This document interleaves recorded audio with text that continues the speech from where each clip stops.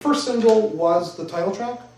Big Wheel. Yeah, it was the lead-off track, and how did that react? I mean, how did that sort of... Big Wheel was massive for us. Can I tell my story? My Big Wheel story? Absolutely. Big Wheel was the song where Mitch and myself and Daryl Burgess wrote this song. And the day we wrote it, I hated it. The day after we wrote it, I hated it. The day we recorded it, I hated it. The day that we were releasing it to radio, I hated it and I thought it was going to tank. And just because it was a tough song to sing, and I don't really know why I didn't like it. There was something about it that just really bothered me. And Mitch and the team decided, you know what, this is a hit. I said, I don't know. And I was completely wrong. And thankfully I was. And thankfully Mitch and, you know, the guys. I don't think you hated it. I think what it was is we were hungover when we wrote it. We couldn't find Daryl's house. Story comes out, yeah. And we were frustrated. It took like 2 hours to get to Daryl's house in Nashville. Mm-hmm. And when you ask for directions in that town, it takes an hour to get directions to where you're going. And Daryl's really intimidating to write with. And we got in contact with him because of New Frontier. He co-wrote New Frontier. So that was sort of a connection for us to get to know him, and he invited us to write with him. And when we did, we wrote Big Wheel. That was our first song. Yeah. There's a video, of course, for that song. Yeah. Which also did well, as I recall. Yeah, it went top 10. I think it went to number 8 or something. Was that like Stefano? Joel Stewart, actually. Oh, Joel. We re-recorded that at the Commodore. I'm pointing like you know where we are. We're in Vancouver. Right over the Commodore's over there. Hold My Beer was a massive, obviously, hit in Canada. And how high did that get on the chart? It didn't chart as well as some of the other songs, but it. But the reason we were the reason we were told that it didn't chart as well as it did was because of the fact that people were still playing Big Wheel for so long. It was in heavy rotation when we released Hold My Beer, so it still had to come down from that heavy rotation at some stations. So they weren't all on board at the same time. I believe it would have easily gone top 10 if everybody was on at the same time. So it didn't go top 10? Well, it did. I don't think it made number it just barely 9 or made 10. Yeah, Is that interesting? Because I mean, to a lot of people who aren't overly familiar with Aaron, I think "Hold My Beer" is kind of the song that most people seem to sort of associate with you. Mm-hmm. I've gone up to people that have said, "I don't listen to country, but I heard your song," or if I tell them I sing a song called "Hold My Beer," they're like, "I know that song. I don't listen to country, but I know that song." Mm-hmm. Get that all the time. And of course, the two of you, as well as Derek Rutan, won the Songwriting Award at the 2007 CCMAs. Award, So that must have been obviously a giant thrill. It was unexpected. I mean, it was the year before Aaron was the most nominated act at the CCMA, and we came out with nothing. No. And then the next year, we won for SoCan Songwriter of the Year, and then Tom McKillop and myself won for Producers of the Year for the album, which was unexpected because it was 2 years later. But Hold My Beer still has impact today, and it's just. I think how we knew that it was going to be a hit.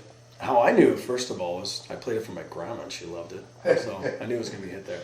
But when we released the song, about 3 weeks after we released it, we went on festival tours in Canada, and our first one was at Dauphin, Manitoba. There's about 19,000 people in the crowd. We finished our set and walked off, and we were hoping for an encore. And literally, the crowd started chanting. Every single person was chanting, "Hold my beer, hold my..." And I got shivers. I couldn't believe that they were actually doing this. And from then on, we just knew that this song was going to take off, and it became the anthem that it is, and it still is the song that, people want to hear the most live. It's not necessarily their favorite song. They always say New Frontier or My Way or Done You Wrong is their favorite songs, but they love when we play Hold My Beer. That's what they're looking most forward to live. This is probably going to sound like a strange question, but I mean, is there a downside to having a song that you're so strongly associated with?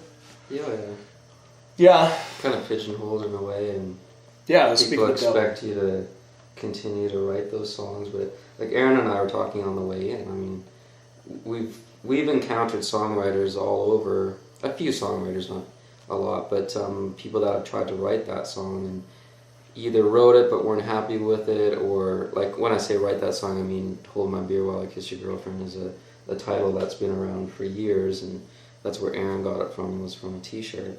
And they tried to write it and haven't finished it or didn't quite happy with it, but they all say our version is like, wow, it's great, it's what I wanted to write. It works, and it works with the crowds. That's the bottom line. We got that from when we were just out with Toby Keith. He had a writer out with him, Bobby Pinson. Bobby Pinson, yeah.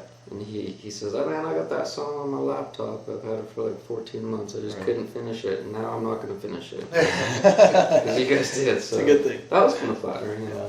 The re-release that we're doing, one of the things we're doing is a remix that Dave Ogilvy did of Hold My Beer, which, just speaking for myself, I absolutely love. I think he kind of nailed that one. It almost makes it sound like a lost ZZ Top classic or something. What do you guys think of the remix? You guys dig it? I love it. I think they're cool. And the point of, first of all, the point of Hold My Beer wasn't, to be the most well-written song for the industry to enjoy. It wasn't written for, people that, take this songwriting thing as a craft so seriously. It was written for the fans.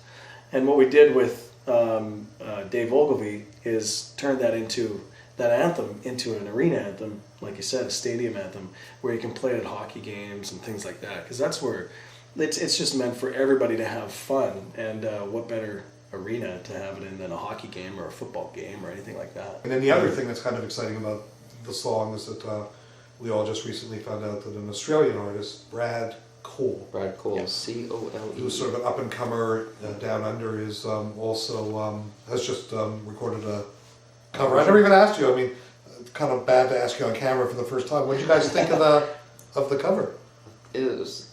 I sent an email out because I emailed it to Aaron and some people on campus. It's weird to hear the song, and people thought weird as in it's not very good, but it's weird in that it sounds like the song we did with Brad singing, and he does a great job on it, and it's kind of surreal. It's like the first time we heard a cover band, a bar band play Hold My Beer when we were in a club.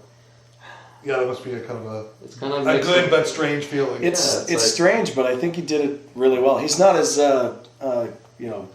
growly as I am when I sing. He's a little more smooth, but the point of the song definitely gets across. And Australians are as much fun makers as we are, I guess. They like to drink their beer, and I think it's going to go over really well.